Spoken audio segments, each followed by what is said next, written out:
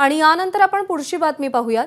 पुण्यामध्ये शिवाजीनगर विधानसभा मतदारसंघात मुख्यमंत्री लाडकी बहीण योजनेच्या बॅनरवर सहमतीशिवाय फोटो लावल्याचा आरोप करण्यात आलाय।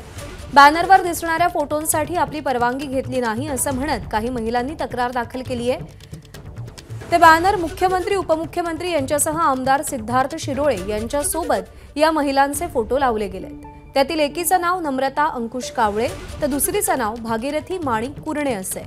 या महिलांनी पुणे पोलीस आयुक्तांकडे तक्रार केलेली आहे आणि या तक्रारीनंतर आमदार शिरोळेंनी दिलगिरी व्यक्त केली आहे।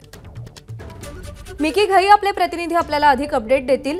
मिकी, महिलांचा आक्षेप नेमका का होता?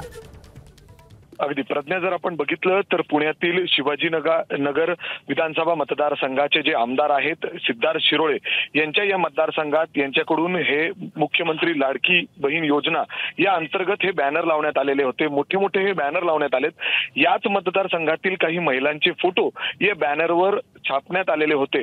मात्र या महिलांना कुठलीही पूर्वकल्पना दिलेली नव्हती, त्यांची परवानगी घेण्यात आलेली नव्हती जेणेकरून त्यांचे फोटो या बॅनरवर असतील। मात्र अचानक त्यांचे बॅनर फोटोज लागले आणि त्यानंतर ते एकाच सोशल मीडियावर व्हायरल झाले आणि त्यांच्यापर्यंत पोहोचले।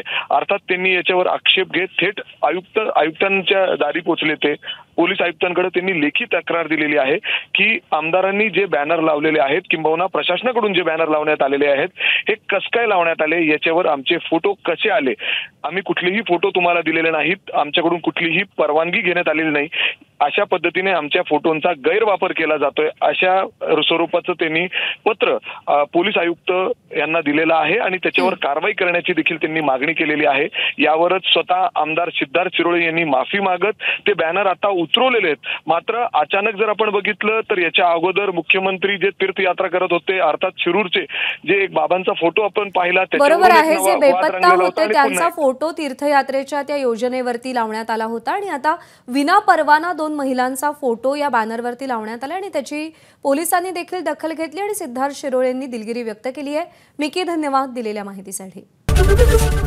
एबीपी माझा, उघडा डोळे बघा नीट।